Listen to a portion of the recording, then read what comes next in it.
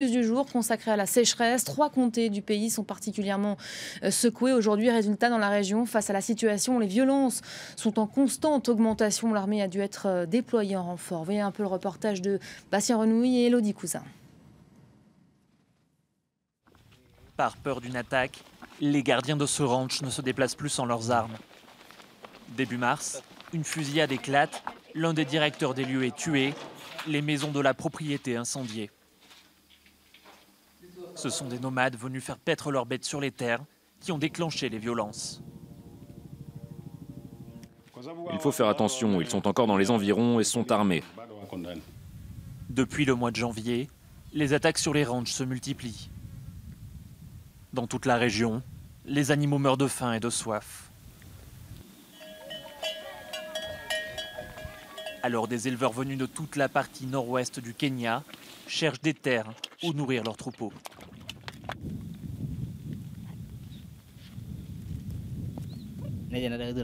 On vient ici parce qu'ailleurs nos animaux ne trouvent pas d'herbe ou d'eau, et qu'ici il en reste un peu. Nous devons sauver nos bêtes, car c'est notre unique moyen de survie.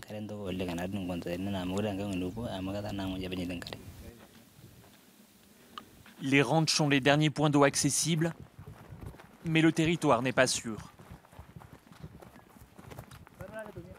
Ici, les animaux sauvages sont nombreux, mais ce qui inquiète le plus Joseph, ce sont les tribus rivales. Seules quelques branches d'acacia le protègent la nuit quand des attaques se produisent.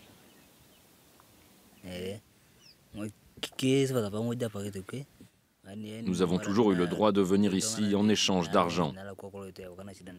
Mais cette année, beaucoup d'autres tribus sont venues et des violences ont éclaté entre eux et nous. Le propriétaire est venu négocier pendant les combats et ils l'ont tué. Le gouvernement estime que plus de 200 000 bêtes ont été déplacées en direction des ranchs. C'est beaucoup trop par rapport à leur taille. Mais les autorités ont bien du mal à proposer d'autres solutions aux paysans. Dans ce village de l'ethnie Samburu, c'est le gouverneur de la région qui vient en personne les rencontrer et leur donner de maigres rations de nourriture. Une première étape selon lui, pour endiguer les violences.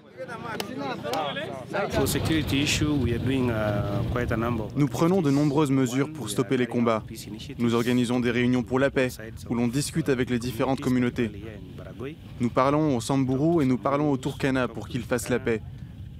Nous essayons aussi de développer de nouvelles activités, pour que les gens ne dépendent pas que de l'élevage. Mais pour l'instant, la paix semble bien loin. La veille de notre tournage, ce village de l'ethnie Turkana a été attaqué.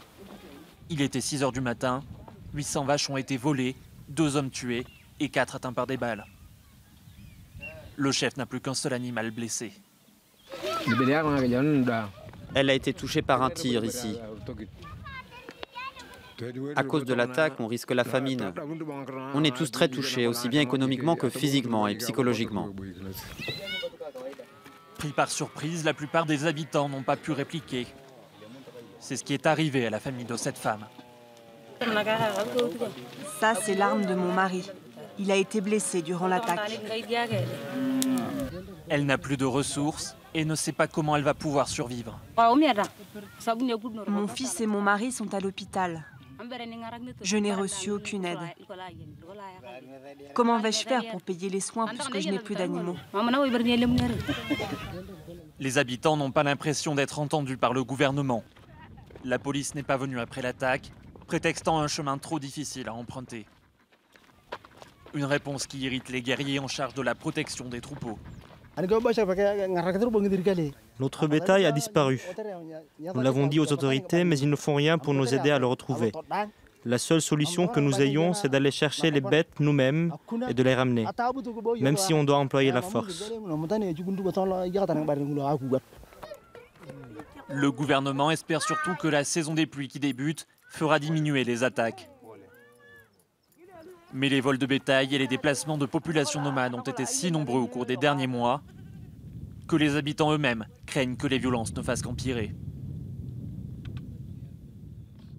Alors, on revient sur ce dossier avec notre invité, Florent Gel. Bonjour, merci d'avoir accepté l'invitation. Vous êtes directeur du bureau Afrique à la FIDH. Quel est l'état des lieux que vous dressez aujourd'hui ? D'abord, c'est une région où les Nations Unies évoquent le fait de 17 millions de personnes qui sont en situation d'urgence humanitaire. Donc une situation de sécheresse, de famine, pré-famine ou famine même dans certaines régions, qui place les populations dans une situation d'extrême détresse. On l'a vu dans votre reportage, des gens qui perdent leurs troupeaux, une situation de santé pour les populations qui est mauvaise et qui génère des conflits locaux.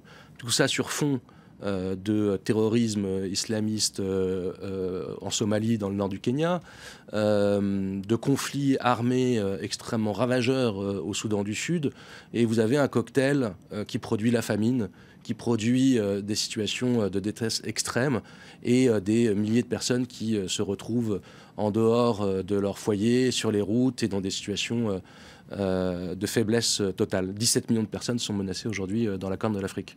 Comment réagissent justement les autorités des pays concernés? Quelles mesures ont été prises ou doivent être annoncées? Justement, les autorités réagissent assez peu. Elles attendent en gros la saison des pluies. Elles attendent que ces conflits se résorbent par eux-mêmes.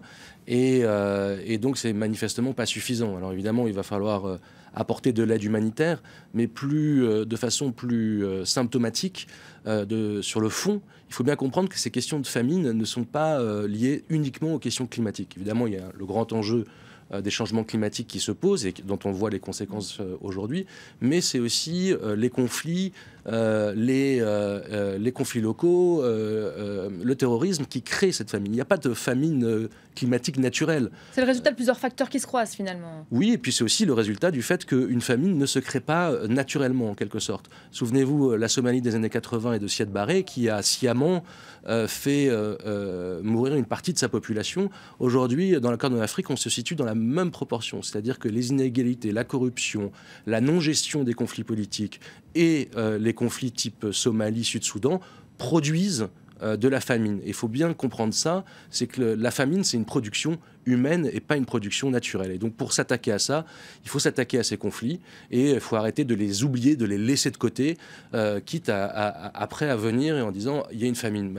La famine, on le sait, elle est produite par les conflits, elle est produite par la malgouvernance, elle est produite par des régimes autoritaires. Et c'est à ça auquel il faut s'attaquer, même si évidemment on doit faire de l'aide d'urgence humanitaire pour répondre aux situations d'urgence. Alors précisément, quelles sont vos recommandations à vous face à cette situation d'urgence? Celle-ci, d'abord de l'aide humanitaire, on n'a pas le choix, il faut le faire.